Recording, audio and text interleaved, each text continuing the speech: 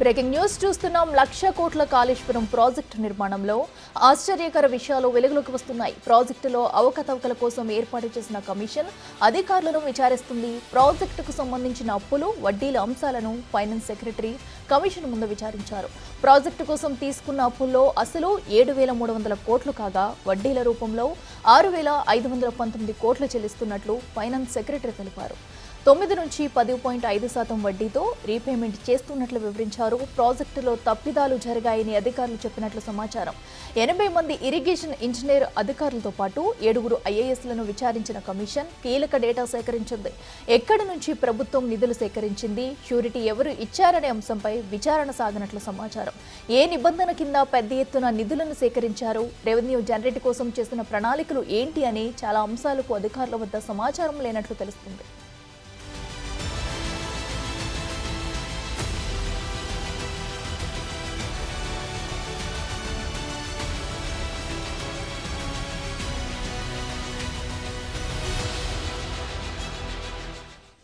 ఇక మరోవైపు ఇవాళ కాళేశ్వరం కమిషన్ ముందుకు ఏజెన్సీ సంస్థల విచారణకు రానున్నాయి. 3 రోజుల పాటు ఏజెన్సీ సంస్థలను కమిషన్ విచారించనుంది. మేడిగడ్డ, అన్నారం, సుందీల నిర్మాణ సంస్థలు నేడు కమిషన్ ముందు హాజరు కానున్నాయి. ఇక ఇదే అంశానికి సంబంధించి మరింత సమాచారం మా ప్రతినిధి వెంకట్ లైవ్ లో అందిస్తారు. వెంకట్, చెప్పండి, ఇప్పటికే కాళేశ్వరం ప్రాజెక్టు అవకతవకలకు సంబంధించి కీలక విషయాలు సేకరించారు అటు కమిషన్ కూడా. ఈ రోజు విచారణకు సంబంధించి డీటెయిల్స్ ఏంటి? అఖిల, కాళేశ్వరంకి సంబంధించి ఇరిగేషన్, ఆర్థిక శాఖ ఈ 2 శాఖలకు సంబంధించిన అధికారులను కమిషన్ విచారించింది. ఇటు బ్యూరోక్రాట్స్ దాదాపు 7 మందిని విచారించింది. ఇటు ఇరిగేషన్ శాఖకు సంబంధించిన అధికారులు కూడా దాదాపు ఒక 80 మందిని విచారించి వారి నుంచి కీలక సమాచారాన్ని సేకరించింది. అంతా కూడా వారు చెప్పినటువంటి సమాచారం అంతా కూడా రికార్డ్ చేసి పెట్టింది. ఇక ఇప్పుడు ఏజెన్సీ సంస్థల వంతు వచ్చిందని చెప్పుకోవచ్చు. ప్రధానంగా ఇందులో 3 బ్యారేజీలు ప్రధానంగా మనం చెప్పుకోవాలి. ఇందులో మేడిగడ్డ, అన్నారం, సుందిల్ల. దీని కింద ఈ మూడు ప్రాజెక్టులు ప్రధాన ప్రాజెక్టులు. దీని కింద ఉన్నటువంటి శ్రీపాద ఎల్లంపల్లి కావచ్చు, మేడారం జలాశయం కావచ్చు, తర్వాత మిడ్మానేరు, ఎగువ మానేరు, అట్లనే మల్లన్న సాగర్, కొండపోచమ్మ, ఈ మొత్తం 9 ప్రాజెక్టులకు ప్రధాన బ్యారేజీలు 3 బ్యారేజీలు. ఏది మేడిగడ్డ, అన్నారం, సుందిల్ల. ఈ ఒక్కొక్క బ్యారేజీకి సంబంధించి ఒక్కొక్క ఏజెన్సీ సంస్థ నిర్మాణం చేపట్టింది. ఇటు మేడిగడ్డకు సంబంధించి ఎల్ఐటి సంస్థ నిర్మాణం చేపట్టింది. అట్లనే అన్నారం సంబంధించి మన ఆఫ్ఘన్ సంస్థ ఆఫ్ఘన్ సంస్థ ఇంజనీరింగ్ సంస్థ ఏదైతే ఉందో అది నిర్మాణం చేపట్టింది.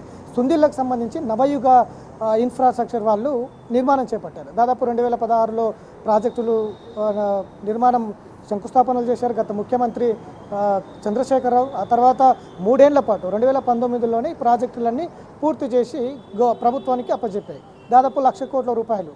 ఇదంతా కూడా ఏ విధంగా జరిగింది, ఏ విధంగా కన్స్ట్రక్షన్ జరిగింది, గత 3 ఏళ్ల లోపలనే మేడిగడ్డ కృంగిపోవడం కావచ్చు, అట్లనే సుందిల్ల, అన్నారం ఈ 2 బ్యారేజీలు కూడా లీకేజీలు కావచ్చు, పెద్ద పెద్ద గుంతలు ఏర్పడడం, కింద ఏదైతే సీకెంట్ పాయిల్స్ ఏదైతే ఉన్నాయో అంతా కూడా కోతకు గురవ్వడం, ఇదంతా కూడా గత కొన్ని రోజుల నుంచి చూసినాం. ఎన్డీఎస్ఏ వచ్చేసి పూర్తి స్థాయిలో ఇదంతా నిర్మాణ లోపాలు, డిజైన్ లోపాలు, ఇదంతా కూడా సరైన విధానం లేకపోవడమే కృంగుపడు గురైంది అనేది జాతీయ సంస్థలు కూడా నేరుగా చెప్పినటువంటి నేపథ్యం ఉంది.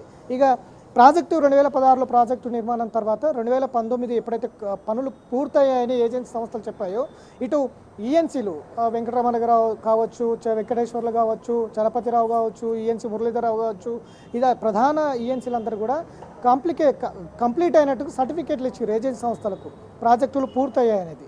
ఈ ప్రాజెక్టులు పూర్తయినప్పుడు దాని మెయింటెనెన్స్ ఎవరు చేయాలి?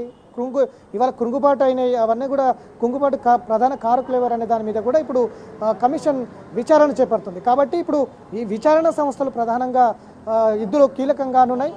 ఈ 3 బ్యారేజీలు ఏదైతే మేడిగడ్డ, అన్నారం, సుందిల్ల, మేడిగడ్డ ఎల్ఐటి, అన్నారం ఆఫ్ఘన్ సంస్థ, ఇటు సుందిల్ల నవయుగ, ఈ 3 సంస్థలను విచారించేందుకు ఇప్పటికే అధికారులు నోటీసులు జారీ చేసింది.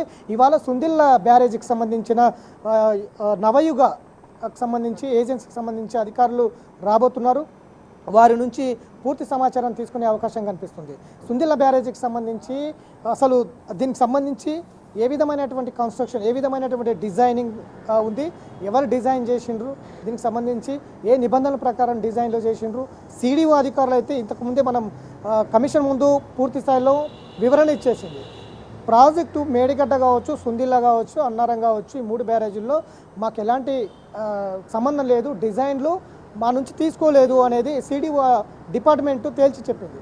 ఇప్పుడు ఈ సుందిల్ల కావచ్చు, అన్నారం కావచ్చు, మేడిగడ్డ ఎవరు డిజైన్ చేసిండ్రు, లొకేషను తుమ్మిడిహెట్టి నుంచి మేడిగడ్డకు లొకేషను ఎవరు మార్చారు, ఎవరు తుమ్మిడిహెట్టి దగ్గర నీటి లభ్యత లేదని ఎవరు చెప్పిండ్రు? రాష్ట్ర ప్రభుత్వం చెప్పిందా, లేదంటే నిర్మాణ సంస్థలు చెప్పాయా, కేంద్ర ప్రభుత్వం చెప్పిందా, లేదంటే కేంద్ర జలవనరుల శాఖ చెప్పిందా, లేదంటే ఎన్డీఏసీ చెప్పిందా, లేదంటే ఎవరు తుమ్మిడిహెట్టి దగ్గర నీటి లభ్యత లేదని చెప్పింది? ఎందుకు తుమ్మిడిహెట్టి నుంచి మేడిగడ్డకు మార్చింది? ఎవరు లొకేషన్ మార్చారు, ఎవరు డిజైన్ చేసిండ్రు, ఎవరు నిర్మాణం ఏజెన్సీ సంస్థలు ఎవరు నిర్ణయించారు అనే దాని మీద అయితే పూర్తిగా ఏజెన్సీ సంస్థల నుంచి తీసుకునే అవకాశం కనిపిస్తుంది. ఎలాంటి టెక్నాలజీ వాడిండ్రు దీనికి సంబంధించి? ఒకవేళ అంత పటిష్టంగా మీరు నిర్మాణం చేస్తే ఎందుకు 2016, 2019లో పూర్తయింది కాబట్టి 2020, 2021లో ఎందుకు డ్యామేజ్ అయింది? మేడిగడ్డ కావచ్చు, సుందిల్ల కావచ్చు, అన్నారం కావచ్చు, ఇదంతా కూడా పూర్తి స్థాయిలో నిర్మాణ సంస్థల నుంచి సేకరించే అవకాశం కనిపిస్తుంది. ప్రధానంగా సుందిల్ల కావచ్చు, అన్నారం కావచ్చు, మేడిగడ్డ కావచ్చు, నిర్మాణ వ్యవస్థలో ఉన్నప్పుడు నిర్మాణం జరిగేటప్పుడు ఎంత పెద్ద మొత్తంలో నిధులు మీరు తీసుకున్నారు, ఎవరిచ్చారు, ఏ పద్ధతుల ద్వారా నిధులు మీకు అందించారు, పనులు పూర్తయ్యాక తీసుకున్నారా, పనులు పూర్తి కాకముందే బిల్లులు మీరు తీసుకున్నారా, కార్పొరేషన్ నుంచి ఇచ్చారా, లేదంటే నేరుగా ప్రభుత్వం ఇచ్చిందా, నేరుగా వ్యక్తులే ఇచ్చారా? అంటే ఇరిగేషన్ శాఖ ఇచ్చిందా, ఆర్థిక శాఖ ఇచ్చిందా? ఎందుకంటే ఫార్ములా ఈ-రేజ్ కారులో ఉన్నట్టు చాలా త్వరగా వెంటనే ప్రాజెక్టు పూర్తి చేయాలి కాబట్టి ఫార్ములా ఈ-రేజ్ కారులో చేతి బదులు ఇచ్చినట్టు విదేశీ మార్గద్రవ్యంలో డబ్బులు చెల్లించినట్లు అట్లా కాళేశ్వరంలో చాలా వేగంగా నిర్మాణం చేపట్టాలి కాబట్టి చేతు బదులు లెక్కల చేతులు మారాయా అనే పద్ధతిలో కూడా విచారణ చేపట్టే అవకాశం కనిపిస్తుంది. మొత్తం ఇదైతే ఇవాళ విచారణ సంస్థలు ఇవాళ సుందిల్లకు సంబంధించిన నవయుగ విచారణ ఏజెన్సీ సంస్థ రాబోతుంది. రేపు మేడిగడ్డకు సంబంధించిన ఎల్ఎన్టీ సంస్థ రేపు రాబోతుంది. ఎల్లుండి అన్నారం బ్యారేజీకి సంబంధించిన ఆప్కాన్ సంస్థలు కూడా రాబోతున్నాయి. ఈ 3 బ్యారేజీలకు సంబంధించిన డ్యామేజీలకు సంబంధించి బాధ్యులు ఎవరు, మీకు ప్రాజెక్టులు ఈ 3 బ్యారేజీలకు సంబంధించి కంప్లీట్ అయినట్టు ఎవరు మీకు లెటర్లు ఇచ్చారు, దాన్ని మెయింటెనెన్స్ ఎవరు చేపడతారు?